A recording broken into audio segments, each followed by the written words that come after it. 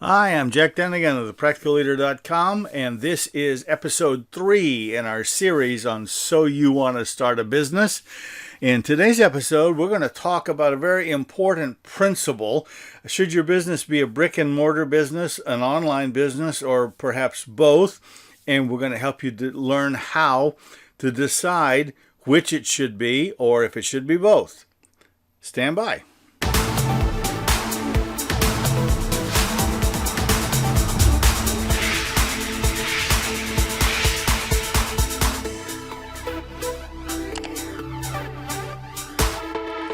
Here is the story of two startups. Now, I know both of these people. They have been clients, or I have been a co-counselor on one of them.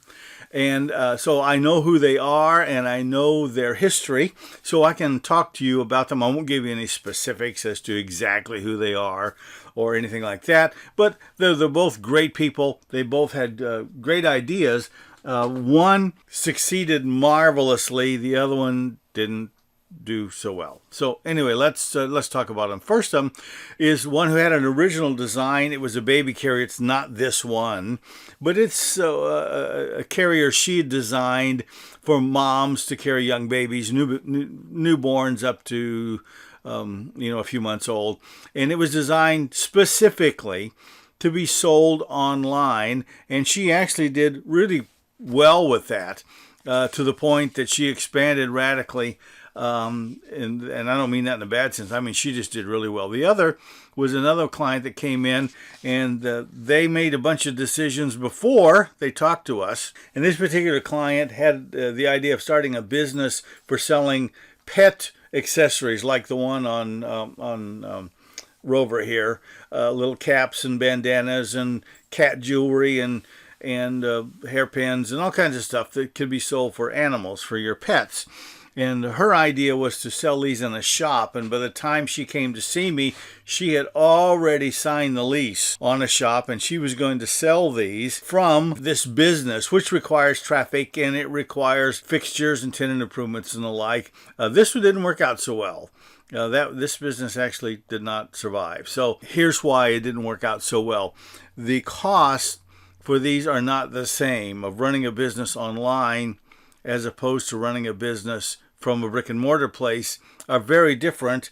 And so let's take a quick look at this and see. You see, one of the secrets in business, which we'll talk about just a little bit, is the ability to control costs and to understand before you get very deep in this how much this is going to cost. So if you have an online business, you're going to have several things. You're going to have a hosting service for your website, and that is roughly equivalent to a lease on a building somewhere, or purchase of a building. Usually people lease a storefront in a mall or a strip mall somewhere. And that's a monthly cost. You have to pay that every month for your hosting service. And it won't cost much, literally from $5 to $10 a month for a quality hosting service at HostGator or DreamHost or HostWinds or Bluehost or one of those. There's a lot of them out there. GoDaddy is another one that's out there that you can host from, and so it won't cost you a month. And then you have website development. This is TI there means tenant improvements, and that's the equivalent of building out your business. If you think of a hosting service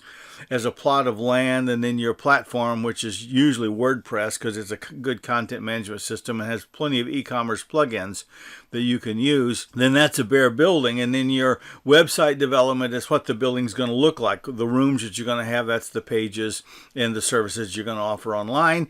And the branding in terms of colors and fonts and design and generally, and that's usually a one-time cost that if you don't have this talent yourself, and most of us don't, then you're going to have to hire this done. And that can be anywhere from a few hundred to a few $1,000s, depending on the complexity of website development and who you hire to get it done. And then there's marketing, because you need to drive traffic to your website. Just because you build it online doesn't mean anybody will ever find it. There's over 1 billion, that's 1,000 million websites online, and so you're going to have to help people find you. And so marketing is the key there, and you're going to have to spend some money typically, and certainly a lot of time and expertise, and that's usually a monthly cost, but it can pay huge dividends. It's the equivalent of putting your business in the best location. The hosting service is just digital space. It's not good, it's not bad, it's just space. Marketing is what determines where your business is positioned in the great array of businesses online and how people are going to find you, because nobody makes any money until somebody buys something. Somebody has to buy something, and before they're going to buy it from you, they have to find you, and they have to want what it is that you have. Not every person who browses the internet is looking for what it is that you have for sale. You have to find that person. And the next cost here is maintenance and security, which is a monthly cost of fixing things that go wrong on the website and updating plugins and updating your platform and doing security issues. And I'm here to remind you, you really do need security. There are some plugins you can get that are not expensive. You will be hacked. Everybody is hacked. We are every day, we get notice of people who've tried to hack our websites. So you'll need security, and that'll cost a little bit of money, but not very much. Figure $20-30 a month.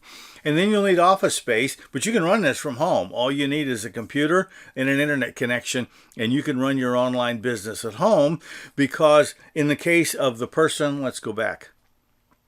In the case of the person here on the left who was selling these, she was manufacturing first in her home, but then business got so good that she had to outsource that to other people, little sewing manufacturing facilities that were producing these things for her. And then she was storing them in her garage, and maybe you might have to store these maybe in rented storage space or something like that. But that's not the cost of doing business that we're talking about here. What we're talking about here are the two similarities of actually having a storefront from which your business can function. Now, for a brick and mortar business, there are some similarities, but they're not equivalent in cost.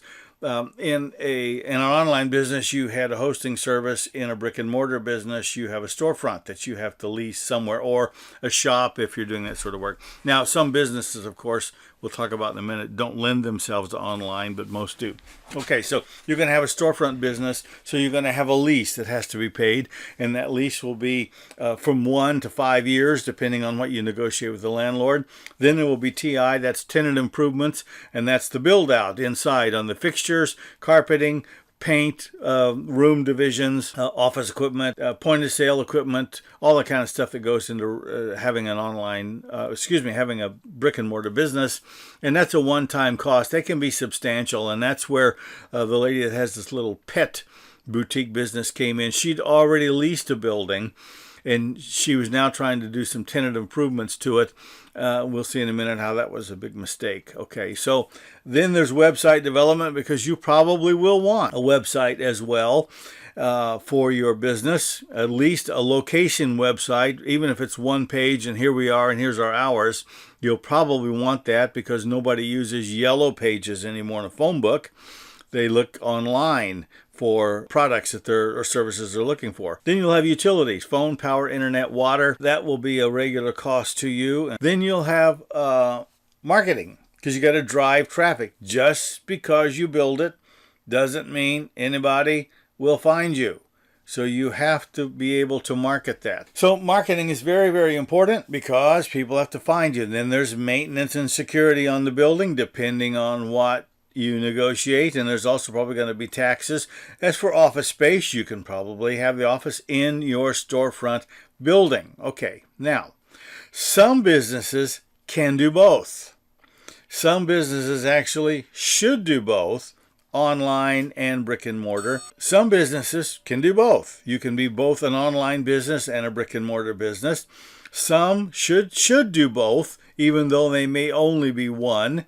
And others can only be one type. A restaurant, for instance, not going to work online, although you'll have a website, but that's not really your business. Your business is in a brick and mortar place. Same way with maybe a repair business. People don't typically send things like your car to an online place. They find it online and they take it there. Okay, so that's the differences. For either business type, all costs, and we went through some of those, all costs must be covered before you, the business owner, make any money. So you have to cover the hosting service and pay for the website development and pay for the marketing costs and pay for maintenance and security and pay for any office equipment that you had to buy before you make any money. If you have a brick and mortar business, that monthly lease payment has to be paid, and all those tenant improvements have to be paid for, and all of the utilities have to be paid for every month, and any marketing that you're doing has to be paid for, and any maintenance and security have to be paid for, and that office space that you're using costs you every month because you're taking up square footage in a piece of property for which you're paying a square footage price. So all of those have to be paid for. Now, happily, the lady who was selling the baby carriers, she did great because her costs were low and she kept them very low. When it came to the other one, she didn't survive. The pet boutique did not survive because she had the wrong type of business location. She should have been, could have been an online business because that opens her up to the world. If you have a local business, your traffic is going to come from local people. If you have an online business, your traffic is going to come from everywhere. So instead of being able to sell pet boutique items to local pet owners, she could have been selling pet boutique items to all pet owners anywhere. And that's what would have been the advantage. She didn't make it because she didn't start the right type of business. It was the wrong type in the wrong place. Now, controlling cost is key to a profitable business, and so in none of those do you want to go crazy with spending fabulous amounts of money before you get things up and online. And you want to get by with what you can because it costs money to start businesses, and it's time to evaluate and consider carefully before you sign a lease, before you buy a hosting agreement, before you spend any money. Evaluate and consider carefully.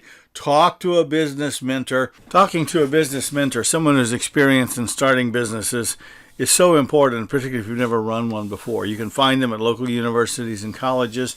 There may be a business organization in town that can help you out. Go to score.org if you are in the United States, SCORE.org. They have business mentors who offer free mentoring services all throughout the United States. Talk to somebody and determine exactly what is the right type of business that you should be offering. Next week, we're going to talk about how much money you're going to need. The idea of raising capital is always critical, always important, never understood well, and finding sources of capital is another problem area we're going to address. See you next week. Well, we hope you enjoy our weekly videos, Lessons in Superlative Leadership. And if you'd like to subscribe, click on the subscribe button just below this video. However, YouTube has made some changes so that even though you are subscribed does not mean you will get a notification. The next thing to do is to click on this little bell right next to it, and you will receive notifications every time one of these comes up. We'd also invite you to visit our website at thepracticalleader.com, where you will find loads of articles and other information to help you become an even more effective leader.